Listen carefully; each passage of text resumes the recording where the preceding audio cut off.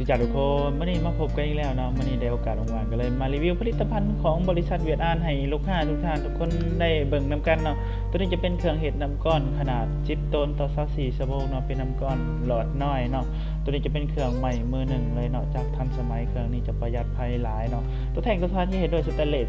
304ตัวนี้สแตนเลสตัวดีตัวหนาเลยเนาะเครื่องเห็ดน้ำก้อนของเฮานะมีตั้งแต่ขนาด1ตนขึ้นไปจนฮอด60ตนต่อมื้อนอกจากเครื่องเห็ดน้ำก้อนนี้แล้วทั้งบริษัทเวียดอานของเฮายังมีเครื่องเห็ดน้ำดื่มเนาะเครื่องบรรจุขวดเครื่องบรรจุกระตุกไปจนถึงเครื่องเป่าขวดเครื่องเป่ากระตุกเนาะบอกว่าจะเป็นรุ่นน้อยรุ่นใหญ่รุ่นขนาดใดเนาะถ้าว่าทานได้อยากสอบถามรายละเอียดเพิ่มเติมสามารถสอบถามข้อมูลได้ที่เบอร์โทร02092414141หรือทานได้ไกลไปไกลมาอยู่นครหลวงเนาะอยากแวะมาเบิ่งมาชมเครื่องเบิ่งมาชมผลิตภัณฑ์ตัวจริงของบริษัทเวียดอานองค์การของเฮาตั้งอยู่บ้านหงสุภาพเมืองไซเสถานครหลวงเวียงจันทน์ทางองค์การเฮายินดีต้อนรับทุกท่าน